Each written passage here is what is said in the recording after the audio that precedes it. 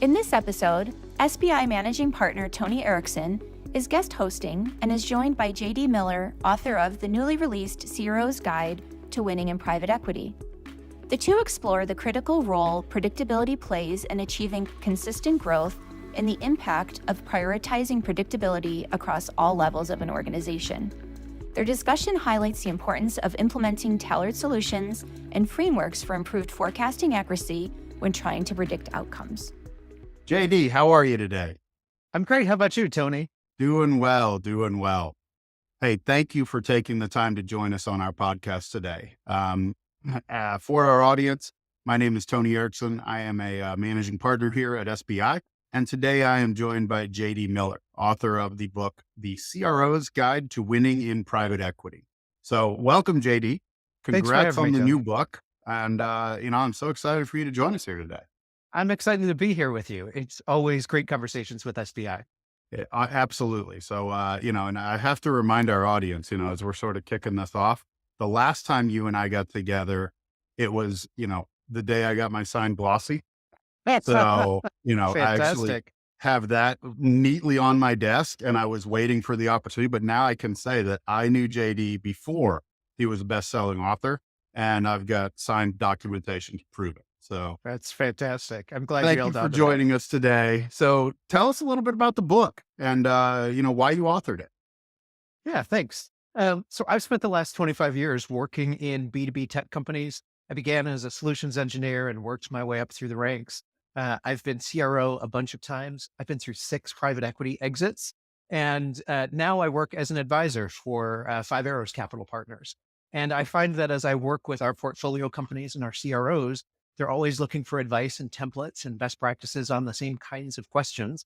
And so I said, it'd be great to put this into a book so that I've got a start in place that not only 5 Arrows folks can use, but everyone else in my network who faces similar challenges. Well, that is awesome. And I'm glad that you took the time to write some of these things down, having had the pleasure of working with you on multiple occasions during our time here at SBI. It's really valuable to get some of this stuff on paper. So thank you for doing that. Well, I think you'll recognize some ideas come from you and your guidance as well. So thank you for your contributions. No pride of authorship here. Just, let's check the footnote details and make sure. All right. So, first question about this. So in your book, one of the big topics and the topic of this first session in our 3-part podcast here is around predictability. So, the role of predictability in achieving consistent growth. How do you define predictability and why is it so vital in these fast moving business environments? That's a great question. So, I talk a lot about the importance of being able to guide people on where the business is going to go. With private equity, they buy a company. It hopefully has good bones, but they also know that there are things that need to get fixed. That if you can address them, will make the company more valuable further down the line. And I kind of marry that with a really troubling statistic that the average CRO's tenure is about 18 months in the seat. And so, a lot of people say, oh, that's the head of sales. They must be losing their job or getting fired because they didn't hit the number. And instead, I actually believe it's not about that. If you think about the environment that these, PE CROs are working in, often they've been put in place to fix something that wasn't working that well. They're coming into a team that might have some struggle and might have some time to go before they're going to be able to start hitting the number. And so I often think it's less about being able to hit the number right away and more about being able to explain to your board and explain to your leadership team and explain to your sellers when you're going to hit the number. And in the meantime, what are you going to achieve? With time and with foresight, we can kind of weather any storm. If I come tell you we've got an annual plan that calls for $100 million and we're only going to do 96 million, if I tell you that early enough, it gives you and your board and your investors and everyone time to adjust to that. If I don't tell you that, if I continue to promise we're going to get 100 million and then it falls through at the last minute, everyone's in a world of trouble. So I always say predictability is the most important skill that a CRO has in order to help the rest of their team survive and do well. Yeah. And, it's fascinating when you double click into that, right? Because one of the things that as a CRO, especially in larger companies as they scale, you got to strike a balance between, trusting what's being rolled up and people's tendency to have or not have certain amount of fidelity and rigor within what's being rolled up to you. So how do you actually strike as a leader of a large or, growing organization? When do you listen to what's being rolled up versus when do you strike in your intuition or management judgment per se? Yeah, that's a great question. So I really try and predict or forecast in a couple of different ways. I think it's really important for all of my sellers to have a weekly cadence with their frontline manager to talk about their individual deals. And I like to say, what's the date we think it's going to close? Are we committing for it to close? Is it a best case that it's going to close on that day? Or is it just a deal that we're tracking that they're going to decide on something on that date, but we don't think we're going to win it? And so our individual sellers every week are making a commitment and a best case forecast to their manager. And then the manager and I are sitting down on a weekly basis and we're having that same kind of discussion. Now, one of the little secrets is the managers aren't often committing exactly what their sellers are. And I tend to put a little bit more credibility on whatever number the manager is reporting. But it's still a good exercise for all of us to go through because it forces really clear conversations about what are the structures of the deals. We use a sales methodology that's based on MEDDIC. What are the 5 med picks questions or 10 med picks questions? Where are we doing well? Where are we not? And how is that driving a win? And then finally, we hear a lot about AI these days, and there are some great technologies that can tag onto your Salesforce system or your CRM tool, and it can create the appropriate handicap for each of your sellers and look at things like JD's always a sandbagger and his deals come in 3 weeks later and only 80% of what he promised. Well, Tony is always, closes things early and much bigger than he promised. And so I think when you're running the business, increasingly we're seeing that the AI forecast is the most accurate. I use a tool that's been able to get me, 98, 99% of how the quarter is going to end, usually by the second week of the quarter. But I still think it's really worthwhile for the managers and I and our sellers to go through the rigor of having that commitment discussion because it's teaching us all sales skills that are going to make us better at understanding our deals and what's happening in the business. Okay. So it's funny that you use that example and you pandered to me by acting like I was, in any way going to be reliable. Because if you remember, this photo was a result of something that was not approved by the board, but we needed to start the work. So I was the sandbagger. I missed the date, but we did not miss the project. We got started on time because, sometimes details get in the way. You know what? You started that project on time. You finished early, and we got a great result out of it. So, Well, I'm glad I can sign a contract on a headshot. SBI future clients, one to keep in your mind when you're negotiating. I with ran Tony. into some rev rec issues on that one, but that always happens. So, but getting into that kind of stuff, right? When you're getting into, you're working through relationships, you're trying to predict and you're trying to signal and, whatever it is that your company is selling, you're trying to deal with resources and deploying. So, you'd mentioned things like MedPick, you'd mentioned using tools like AI. But when you think about all those issues, one that you touched on was competition. Hey, it's going to happen on January 28th. We just don't know because it's still competitive. What are some of the other common issues when you're trying to predict? I mean, you've always got competition, but what else do you have to predict and how do you overcome them? So, I really like, and Tony, as you know, you've worked with me on lots of sales playbooks. I really like to have developed a list of about, 9 or 10 questions that I think every deal in my 25 years have gotten derailed on. And so I've sort of baked into all of our processes, asking each of those 10 questions. So Mhm. what's the ROI of the project? Does it have one? Who's our executive sponsor? Who owns the budget? How are they going to make their decision? What are the political influences of that decision?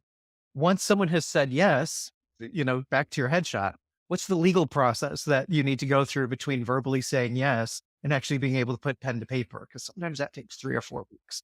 And so I think it's really important for us to look at all of those pieces and have really, clear discussions about them in each of our deals, because it's going to inform, is the deal going to close at all? When's it going to close? Or what kind of work has to get done?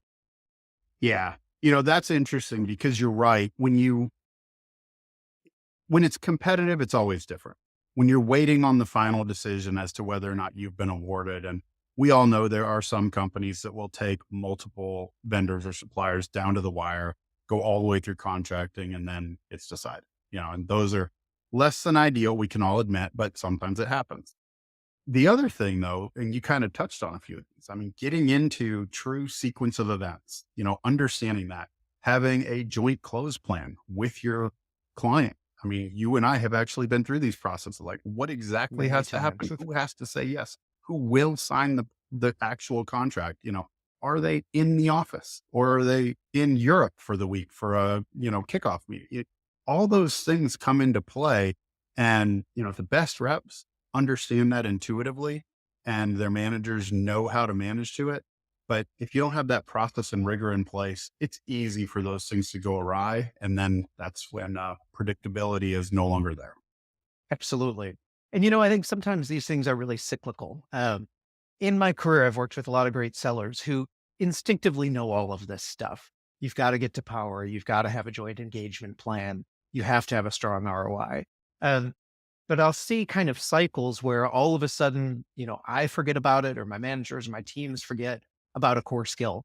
So one of the things that I also like to do is, when we have these, 8 or 10 questions built in our CRM systems, is to be able to look back at the end of every month or the end of every quarter and do a little lessons learned on of all of the deals that we lost, what was the commonality of them? And that might inform for the next quarter that, we're going to do a retraining on how to get, executive alignment. We're going to retrain on how to write that joint engagement plan. Not that people don't know how to do it already, or that we don't already have the materials out there, but sometimes we need that kind of refresh. And so kind of looking at the data can guide where do you spend your incremental effort to, continuously improve your teams. Yeah. No, that's a great point. And, some of the best practices that, we promote a lot is doing win-loss reviews on every single deal. And I am amazed at sometimes how lazy people can be about doing a win review even. Like something that you would want to schedule. But I was surprised a few years ago. I was working with a company who was actually selling a solution to us.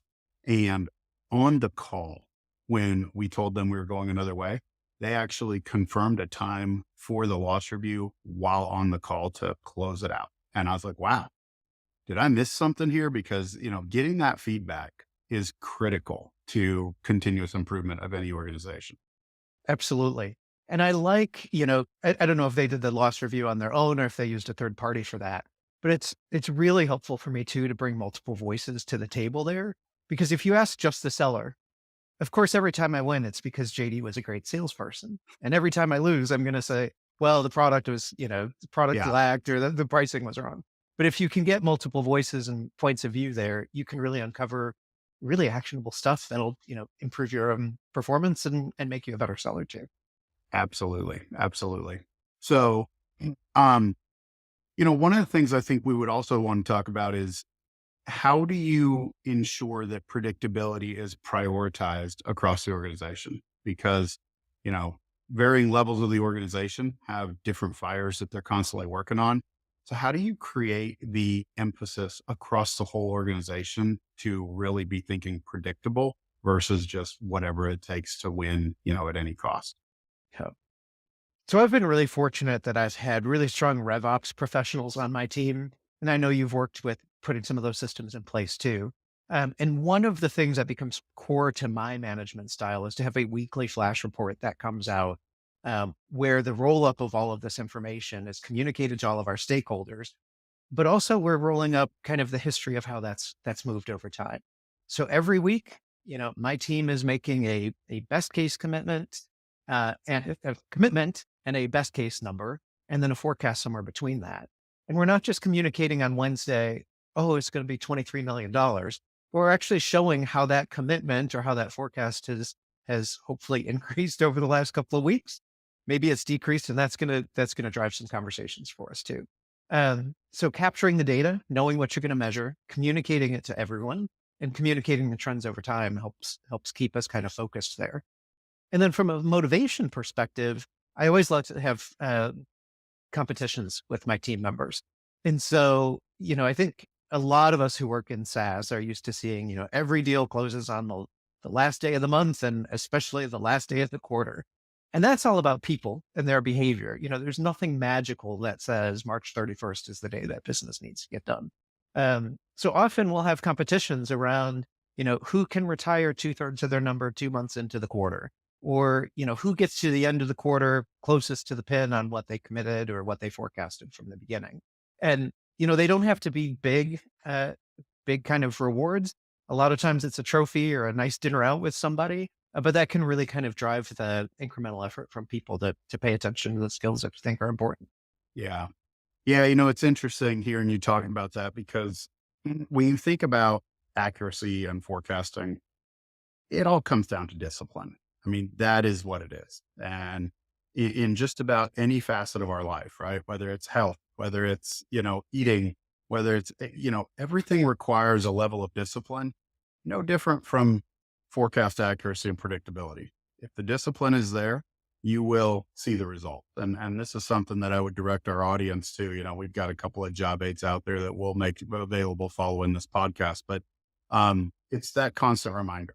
You cannot be maniacal enough about doing it because you never want to catch anyone by surprise on forecast. Up or down, good news does not get, bad news doesn't get better with age, right? That's the old adage, and that's what applies to forecasting for sure in our roles. That's right. And this is what I love about the private equity context too, is that a private equity owner, has the good fortune to work with a business for a few years, but it's often a defined length of time, or, there's a visibility that this is going to be a 4 or a 5-year relationship. And so they want to maximize the value out of that business in that short amount of time. If you're, I always talk about kind of the Goldilocks of forecasting. If you're overpromising and you're not delivering, you get yourself in big trouble really quickly. Yeah. But the same is true if you're underpromising and you're constantly, finishing your quarter with a surprise couple of $1 million, because that was investment that they could have made in the business on new product or additional people or something that would grow the business, that we're missing out on until we know that dollar's really in. So, I kind of carry around in my bookshelf, copies of Goldilocks and the Three Bears. We're always talking about not too big, not too small, not too hot, not too cold, but getting it just right. And I think that's, the key to actually CRO longevity is developing a reputation for being the person who can do that. Absolutely. And, CRO longevity is all relative, right? When you talk about the average being between 18 and 24 months, that statistic you threw out at the beginning. So no doubt is an art that meets science to drive predictability. So with that, JD, thank you. Thank you for joining us and sharing insights from the book on the importance of predictability in business. And during our next podcast of this 3-part series, we'll be discussing the significance of board meeting prep and communication with the board. So I hope our audience will tune in. And JD, we look forward to having you on the next episode. Thanks for having me. Visit SBIgrowth.com to read SBI's latest research, join upcoming events, or learn about SBI's GTM services. Don't forget to subscribe to this podcast and connect with us on LinkedIn.